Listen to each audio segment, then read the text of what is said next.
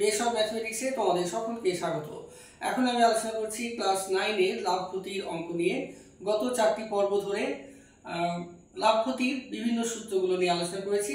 আজকে সবগুলো সূত্র একবারে আলোচনা করি। আর তোমাদেরকে বলে রাখি, সূত্রগুলো শুধুমাত্র মুখস্থ করলে হবে না, সূত্রের উৎপত্তিগুলো কীভাবে হয়, অর্থাৎ লাভ ক্ষতির অঙ্ক কিন্তু আসলে ঐকিক নিয়মে বা ত্রৈরাশিক নিয়মে করা যায়। তাই ত্রৈরাশিক নিয়মে কিভাবে করা যায় সেটা ভালোভাবে বুঝে নিয়ে সূত্রগুলো মুখস্থ করতে হবে। তো সূত্রগুলো একবার দেখে নাও। প্রথম সূত্রটা হচ্ছে, যদি লাভ ক্ষতির অঙ্কে দোকানদারের বিক্রয় মূল্য এবং ক্রয় মূল্য দেওয়া থাকে, আর বিক্রয় মূল্য যদি বেশি হয়, ক্রয় মূল্য যদি কম হয়, তাহলে দোকানদারের লাভ হয়। অর্থাৎ দোকানদারের মোট লাভ সমান বিক্রয় মূল্য থেকে ক্রয় মূল্য বিয়োগ। আবার যদি ক্রয় মূল্য বেশি হয় কিন্তু বিক্রয় মূল্য যদি কম হয়, তাহলে কিন্তু দোকানদারের ক্ষতি হয়। অর্থাৎ মোট ক্ষতি সমান ক্রয় মূল্য মাইনাস বিক্রয় মূল্য। এবার দোকানদারের আমরা সাধারণত লাভ, শতকরা লাভ বা শতকরা ক্ষতি আমরা জানতে চাই। তো শতকরা লাভ বা ক্ষতি এটি কিন্তু ক্রয় মূল্যের উপরেও হয়ে থাকতে পারে, বিক্রয় মূল্যের উপরেও হয়ে থাকতে পারে। কিন্তু তোমাদের বইয়ে সাধারণত ক্রয় মূল্যের উপরেই বেশিরভাগ অঙ্ক আছে। তো প্রশ্নে যদি ক্রয় মূল্যের উপর বিক্রয় মূল্যের উপর কিছু যদি বলা না থাকে, শুধু যদি বলা হয় শতকরা লাভ বা ক্ষতি, তাহলে মনে করবে সেটি ক্রয় মূল্যের উপরেই বলা আছে।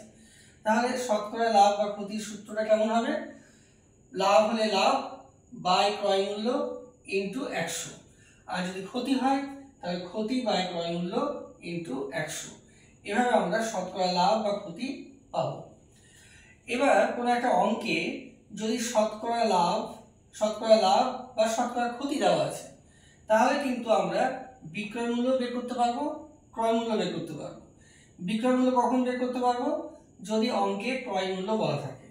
আর ক্রয় মূল্য বের করতে পারবো যদি অঙ্কে বিক্রয় মূল্য বলা থাকে। তাই এখন বিক্রয় মূল্যের সূত্র কি? ক্রয় মূল্য ইন্টু, যদি লাভ হয় তাহলে হবে 100 প্লাস লাভের হার বাই 100, আর যদি ক্ষতি হয় তাহলে 100 মাইনাস ক্ষতির হার বাই 100। আর ক্রয় মূল্যের সূত্র হচ্ছে বিক্রয় মূল্য ইন্টু, উপরে 100 হবে, এটা উল্টে যাবে, নিচে হবে 100 প্লাস লাভের হার যদি লাভ হয়, আর যদি ক্ষতি হয় তাহলে 100 মাইনাস ক্ষতির হার। এরপরে আরো কিছু সূত্র আছে, দেখে নাও। 5 নম্বর সূত্রটা হলো, যদি কোনো অঙ্কে লিখিত মূল্য এবং বিক্রয় মূল্য যদি দেওয়া থাকে, তাহলে কিন্তু আমরা মোট ছাড় কত এটা বের করতে পারবো। মোট ছাড়ের সূত্র কি? লিখিত মূল্য থেকে বিক্রয় মূল্যর বিয়োগফল। এবার যদি মোট ছাড় যদি আমরা পেয়ে থাকি, তাহলে আমরা শতকরা ছাড়ও পেয়ে যাব। তার কারণ শতকরা ছাড় বা ছাড়ের পরিমাণ নির্ণয় করা হয় ধার্য মূল্যের উপর বা লিখিত মূল্যের উপর। তাহলে শতকরা ছাড়ের সূত্র হবে মোট ছাড় বাই ধার্য মূল্য ইন্টু 100। এবার কোনো একটা অঙ্কে যদি শতকরা ছাড় দেওয়া থাকে, তাহলে কিন্তু আমরা বিক্রয় মূল্য এবং ধার্য মূল্য বের করতে পারি। যদি বিক্রয় মূল্য বের করতে বলা হয়, তাহলে অবশ্যই প্রশ্নে ধার্য মূল্য দেওয়া থাকবে। একরকম ভাবে ধার্য মূল্য যদি বের করতে হয়, তাহলে বিক্রয় মূল্য দেওয়া থাকবে। তাহলে বিক্রয় মূল্যের সূত্র কি হবে? যদি শতকরা ছাড় দেওয়া থাকে, ধার্য মূল্য ইন্টু, উপরে হবে 100 মাইনাস ছাড়ের হার, নিচে 100। আর ধার্য মূল্যের সূত্র হবে বিক্রয় মূল্য ইন্টু, উপরে হবে 100 আর নিচে 100 মাইনাস ছাড়ের হার। এখন লাভ ক্ষতির অঙ্ক করার জন্য তোমাদের এই কটার সূত্র তোমরা নোট করে নাও, এবং অঙ্ক করার জন্য এই সূত্রগুলো তোমাদেরকে ভালোভাবে মুখস্থ করতে হবে।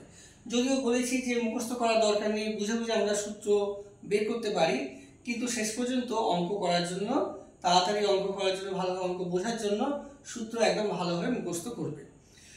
দিয়ে আমরা সামনের পর্ব থেকে আস্তে আস্তে ধাপে ধাপে সহজ থেকে একটু কঠিনতর অঙ্ক নিয়ে আলোচনা করব। তোমরা দেখতে থাকো। Thank you.